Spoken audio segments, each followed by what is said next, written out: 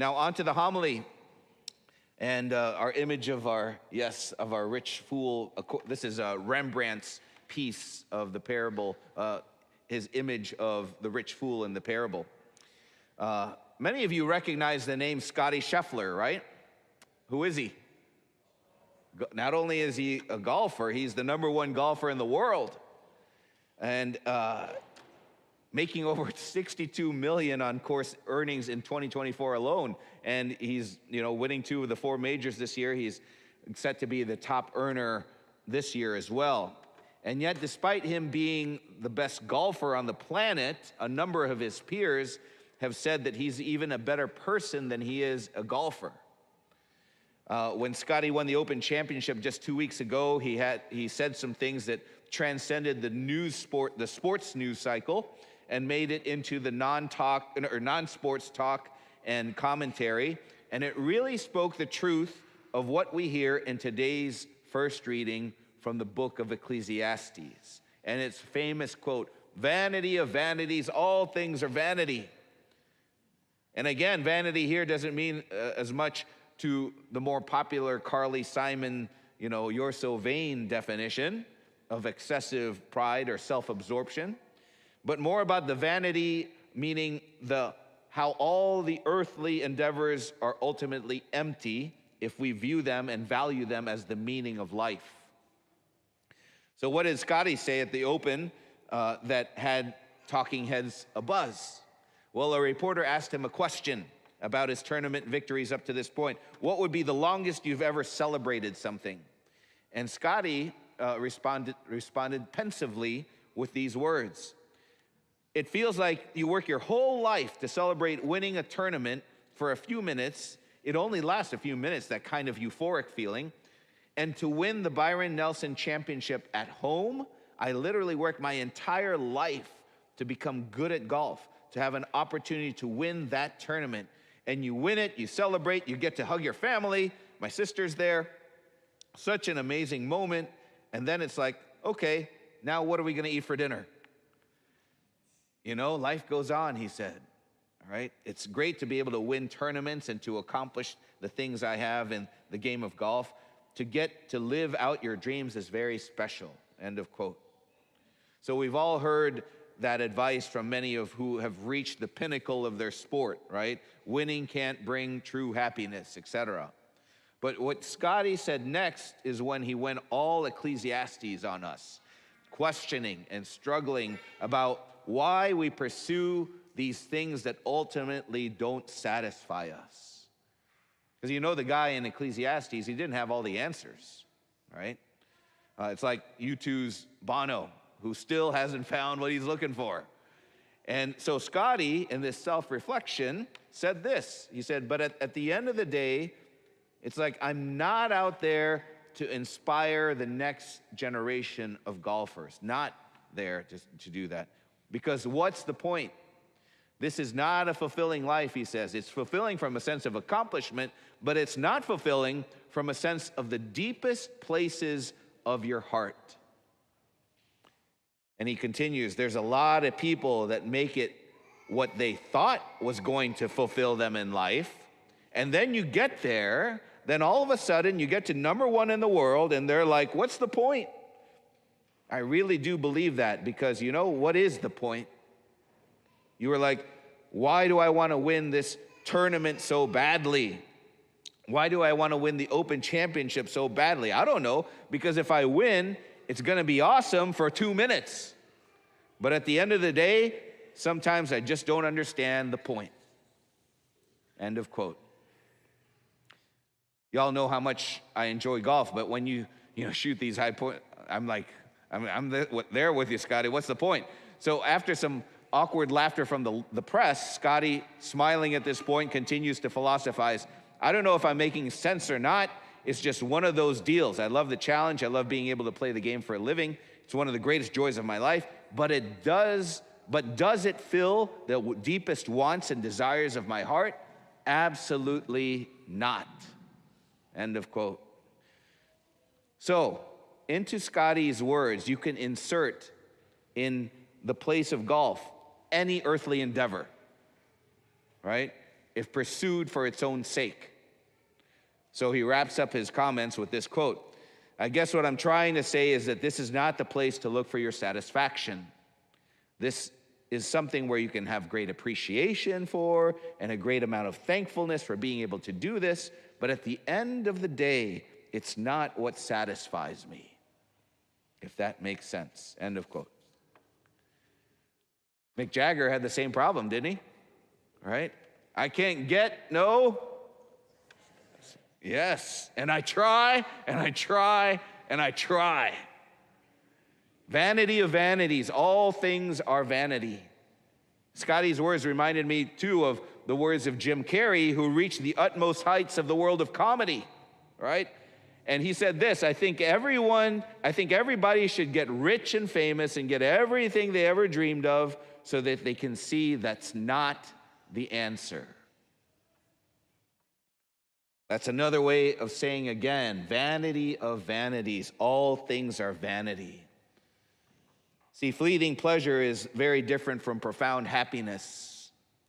And if you expect profound happiness from something that is meant to just give you fleeting pleasure, you'll be sorely disappointed. So what's the point then, as Scotty asked? People are asking that question not just about golf, but about life itself. What are we supposed to live for if not the things of this world?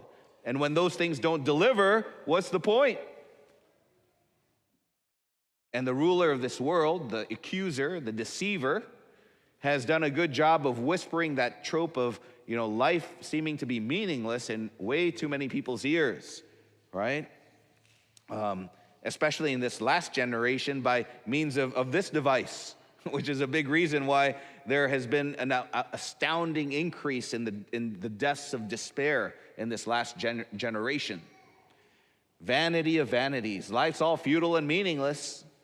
And whether it's because on one extreme, I'm suffering from a lot of illness or heartbreak or poverty or whatever it may be, or if it's because of another extreme, I've finally attained all that the world has offered, and I still feel empty and broken.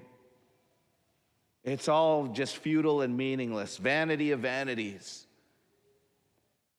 And when God is then taken out of the picture, which the powers that be have often tried to do, people are left with the notion that, well, I guess I just need more of fill in the blank. And that's when the addiction epidemic comes in, right? Instead of realizing that what will ultimately satisfy us is beyond this world, and staying with that existential ache in our hearts that's supposed to be there until God satisfies that ache in heaven. Instead of staying with that ache, we think, well, what we need is just more of what this world offers. So it's a qualitative solution, not a quantitative one, right?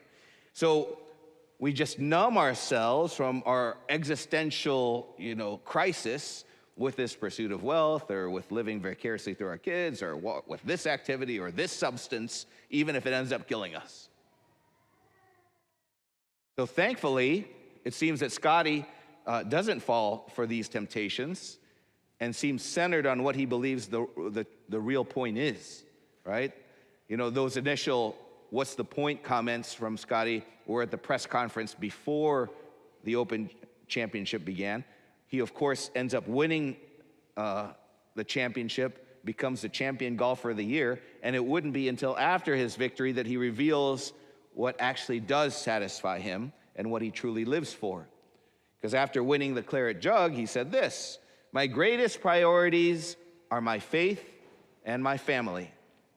Those come first for me. Golf is third, in that order. My faith and my family is what's most important to me, and I try to live as normal of a life as possible. I have the same friends growing up. I don't think I'm anything special because, some weeks I'm better at shooting a lower score than other guys are. So despite all his fame and fortune, he remains pretty grounded there, right? He had mentioned earlier in the week these words: I'm blessed to be able to come out here and play golf, but if my golf ever started affecting my home life, or if it ever affected the relationship I have with my wife or with my son, that's going to be the last day I play out here for a living. So I hope Scotty stays true to his words, and they're certainly refreshing to hear when sometimes our sports or whatever hobbies or interests we have end up superseding the only two things that will outlast this world, right? Our relationship with God and our relationship with our family, both our immediate family and the spiritual family of God as brothers and sisters in the Lord. If we aren't vigilant and take the same attitude that Scotty just expressed, we can end up following our recreation religiously and following our religion recreationally. Right? It would be good to examine our conscience on that question to make sure we don't have it backwards. Right? Have I been following my recreation religiously and been following my religion recreationally? And if we have, that's when we've fallen into vanity, right? When we're pursuing vainglory instead of God's glory. Vanity of vanities, all things are vanity. And at the end of our life, we don't want to hear God's words in today's gospel given to the rich fool, right? You fool, this night your life will be demanded of you, and the things you have prepared, to whom will they belong? Thus it will be for all who store up treasure for themselves, but are not rich in what matters to God. Let's be clear here. Jesus doesn't have a problem with abundance, right? Jesus multiplied the loaves and the fishes so that there were tons of leftovers. And he even made huge jugs of water turn into wine in superabundance. In fact, Jesus encouraged us in the parable of the sower to be fruitful 30, 60, 100-fold. Jesus gives us what we should, in the gospel today, what we should be abundantly rich with. He wants us to be rich in what matters to God. So while Jesus doesn't have a problem with abundance, what does matter is what we think the purpose of that abundance should be. We shouldn't mistake the means for the end, right? The abundance and fruitfulness that God wants is abundance and fruitfulness for the kingdom, to be rich in faith, hope, and love. We always want to see everything on this earth in light of our eternal destiny in heaven. And that's why I want to conclude this homily by showing you this update that the diocese did on our apps project here. As you know, the subject of the upper part of that apps is the eternal wedding feast of the Lamb, which will remind us at every single Mass what St. Paul reminded us in the second reading, right? To seek and think of what is above, not our fleeting life here on earth, but our eternal destiny.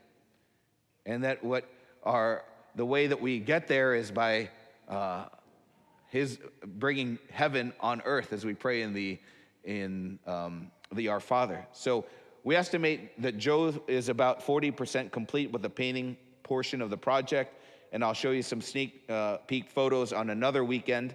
We're still hoping for a December completion, but it will take some divine assistance to make that happen. So keep them in your prayers. As you take a look at this video, please keep in mind today's gospel message. Only when we direct all of our earthly activity for the purpose of what lies beyond it will we stop asking, what's the point? That's why we need to pray before and after everything we do, including golf. And as St. Augustine says, our hearts are restless until they rest in thee, O Lord.